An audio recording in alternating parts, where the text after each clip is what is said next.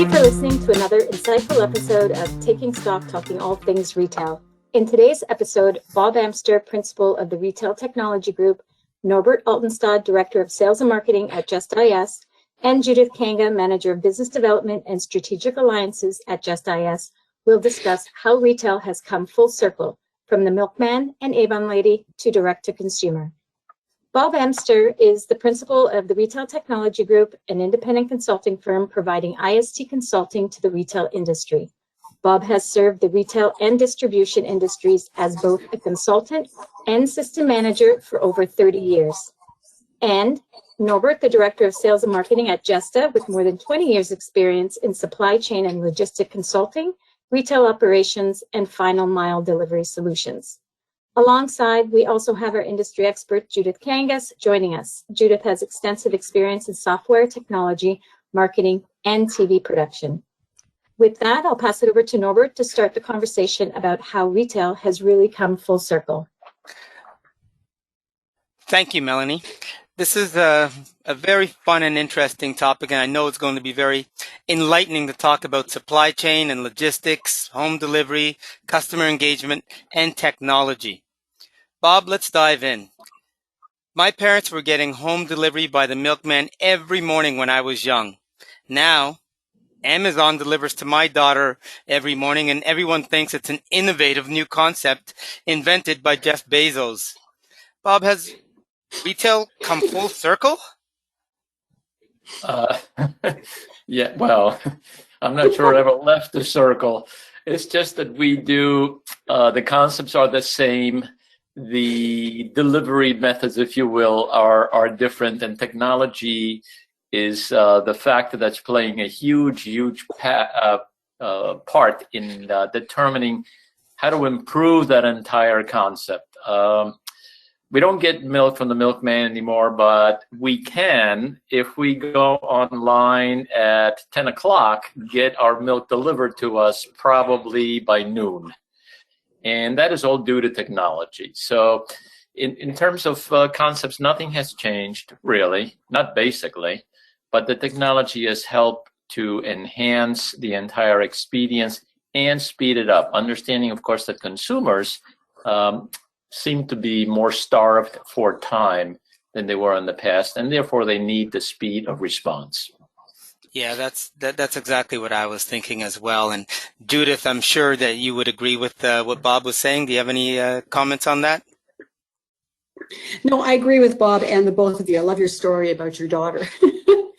I think the speed is what technology has brought to the table, that we can go online now, or even if we're in the malls are starting to open up and in a store, we can take a look physically and then go back and order online, and within 12 to 24 hours, even overnight, we get the product sent to us. And as you said, food now, the grocery store now delivers same day. So you can get your milk, the window's a little longer, but you can still get your groceries. You can also join food, which is amazing to me, food delivery through subscription, where you get fresh food from a farm that has drop-off points, and they drop it off to you at a time and a place that you want. So I think the innovation that technology has brought to us has enhanced our lifestyles. And given that we had recently come out of a pandemic, thank goodness for that technology and the improvements that increase the speed in a good way. Here. Yeah, I don't know if we're really reinventing the past. I mean, we've gone from mom and pop general stores to these big box retailers, and now we're back to e-com retailing from home. And everything's being managed by individuals. Bob, is that similar to just managing from a single application or an ERP sort of aspect, where everything's being managed by a single entity? Well, we're trying to come up with all of these, to use your expression, ERP applications that can do everything. And until they all do exactly that, everything, they have managed to create great APIs, if you will, to what is considered or maybe considered a best-in-class application for a specific function. And as long as they tie in easily with the ERP that does 90% of one retailer would expect, then you have an opportunity to easily get into the 91, 92, 93% until a retailer can achieve, full technical functionality, if you will. Did I answer your question? Absolutely, you did. Yes, absolutely.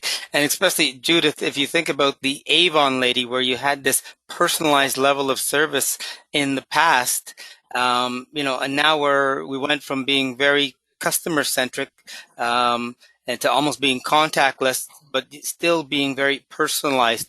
What's been your experience in that area, Judith? I think that the big box era, which is when I was in my sort of early middle age, was something that was so foreign to me, and there was no relationship. I would go into the store, I would grab my things. I couldn't find anybody to help me, so hopefully I got the right thing at the right price, and then stood in line and checked out. And so I did not like that form of shopping. We've gone full circle now from customer service to customer service, and through technology, the clienteling, the customer relationship management tools that we have, I think we've gone back to the Avon lady, but from a digital point of view.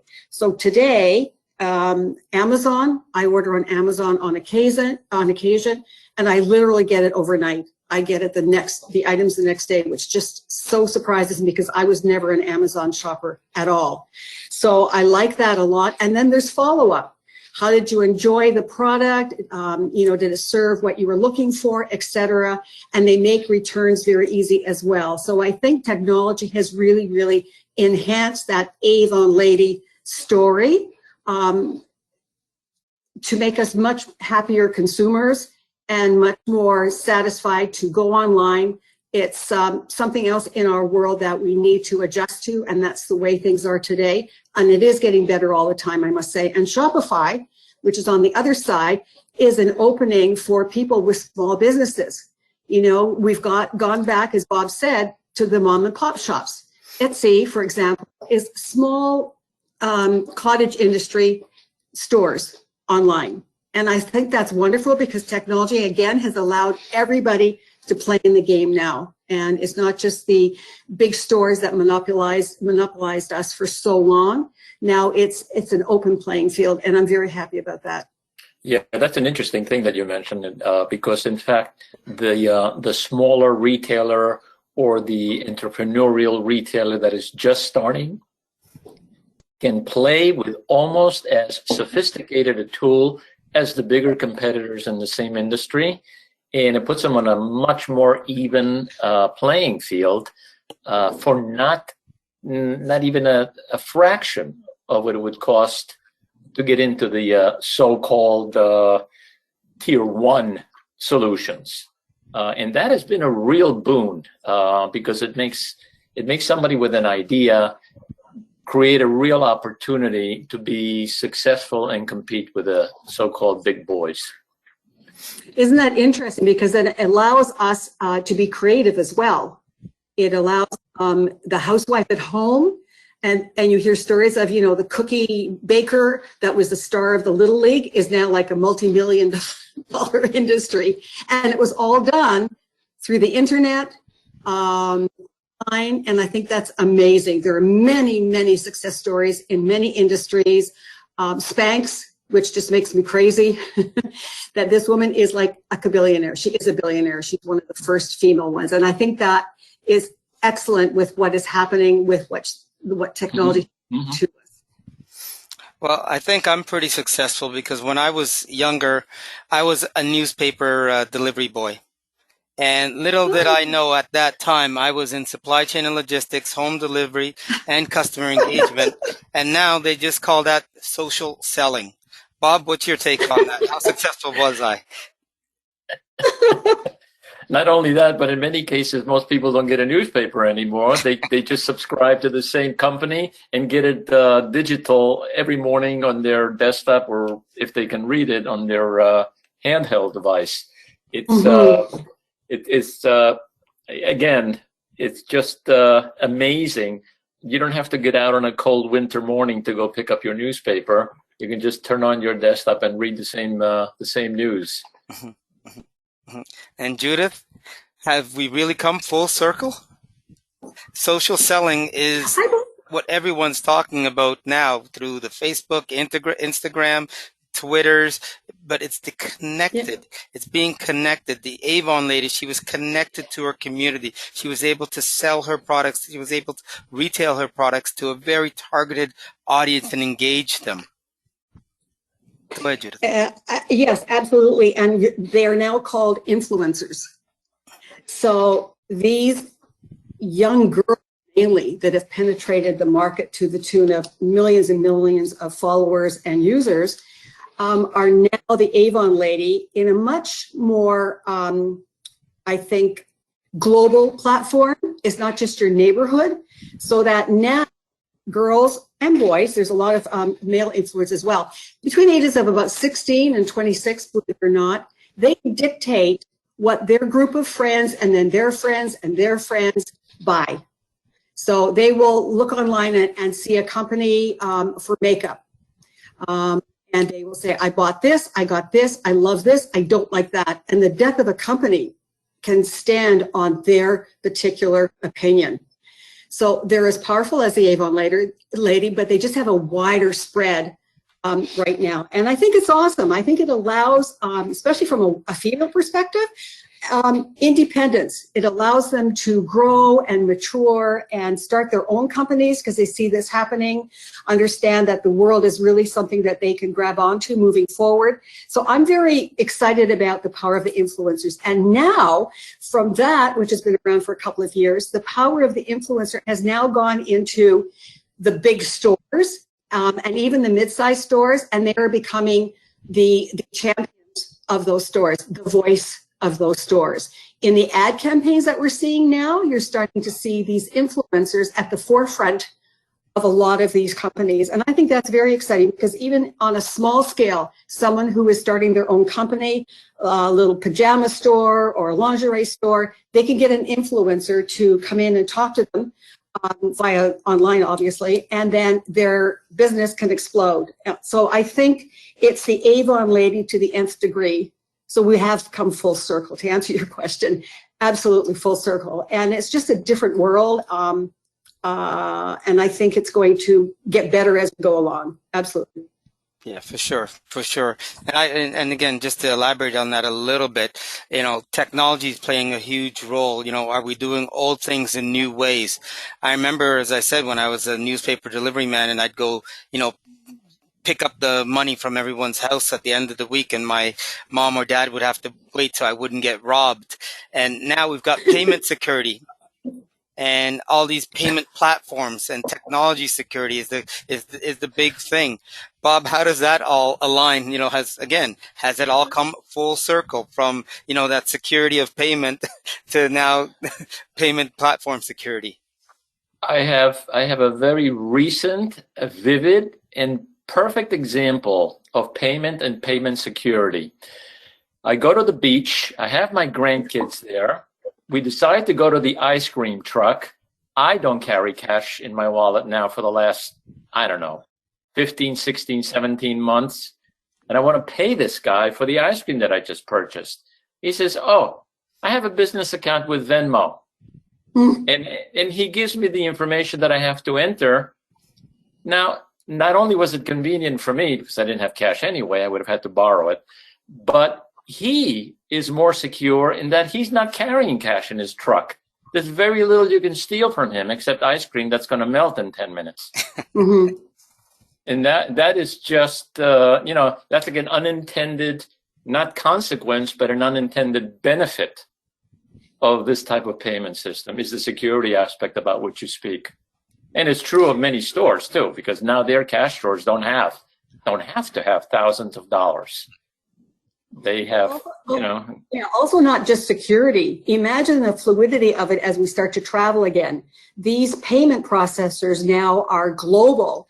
PayPal is everywhere. And the company that you mentioned, I mispronounced it, so I'm not going to say it again.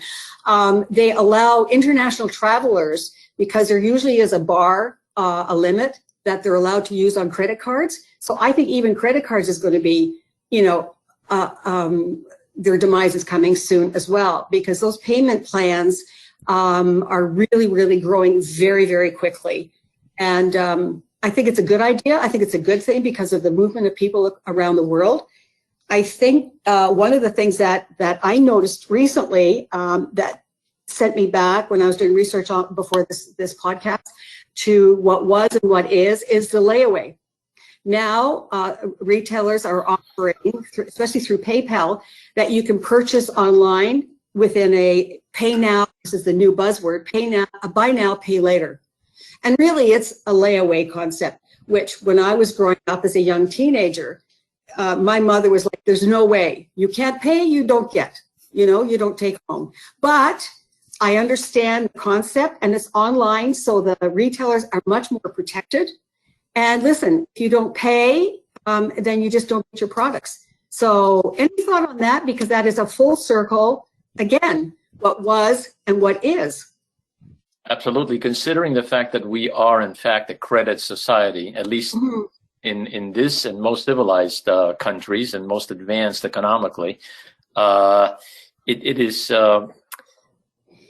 it's like something you have to offer. You have to be able to offer. I mean, the credit card, in fact, does offer you the pay later thing, but at almost exorbitant rates. When a retailer now says you can pay later, you're not really, I don't think you're charging, or you're not paying interest. It's certainly not very much interest, if there is any. And you get maybe, I don't know, 4 or 6 opportunities to make your payments and get done. And the whole process is much simpler than it used to be. My dad was a retailer as well. He had a layaway program, and I bet you that 50% of his business was layaway because of the clientele he had. And you had to fill out a card, you have to update the card, you have to make phone calls. All that stuff is automated now. You don't have to do any of that. And because of technology. All because of technology. I assume, so Norbert, through the increase in AI and digitization, how do you feel that where we're going now with all of the things that we've just brought into the conversation? Is it escalating? Have we reached a point of, sort of leveling off, or what do you think? I would like to. Go ahead, Bob. That question was for whom? For Norbert? Yeah, go ahead. Either, Bob? The AI portion of this, I would like to see develop a little better. I am trying to really understand and see if I can look, if you will, under the covers to see what systems are in fact using AI and how well is it working for them. Potentially, it's a huge market, potentially, but it has to, I think it has to be refined so that we will actually see the benefits. AI is conceptually, it's a great thing, but you have to make sure that A, you have the data, B, the AR product is good enough to be helpful in that it understands how to parse out or exclude the anomalies so that they don't come into play when the software is trying to make a intelligent decision, if you will. Yeah, I couldn't agree with you more. I mean, just concepts from the smart home and AI and how that's coming into play now and quickly into the future versus what was happening traditionally where, the mom and the mother managing the refrigerator as an example, or the cupboards, and having everything there and knowing exactly how to replenish and what quantities were required. And she was the inventory management machine. I can recall if we just, take that a step further and talk about inventory management and how things are operating today. There was a time where there was a store here in around Orhouse called Consumers Distributing, and they had a full catalog of inventory in the back. And you would just go in there, and Judith, as you said, you could lay away and order, and that full availability of inventory, it was easily accessible. The concept was very similar to many of the buy online, pick up in-store concepts of today.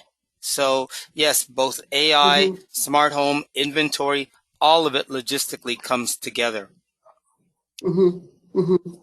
Judith? And AI should play and will play a very important part in this, to the point where you're going to be able to factor in things like weather, geography, time of year, and the artificial decisions that systems will make will continue to be artificial, all right, but they will be more refined when these factors can properly be introduced into the so-called intelligence and weighed in properly, because everything has a different weight or importance. We'll see. I'm hopeful. I'm very, very hopeful. I am too. I'm very hopeful as well. I mean, this has been a phenomenal conversation, just talking about how retail has come full circle from the milkman and Avon lady to direct to consumer, and really hope we can continue this conversation in a follow-up podcast. Bob, Judith, it's been so much fun to look back to the past and see how that's truly the foundation to our future. Thank you both again. Thank you for listening to another episode of Taking Stock, talking all things retail. In today's episode, Bob Amster of the Retail Technology Group, Norbert Altenstad, and Judith Kangas of Jesta discussed how retail has come full circle from the milkman and Avon lady to direct to consumer. We hoped you enjoyed their conversation and will contact us if you have any questions or comments.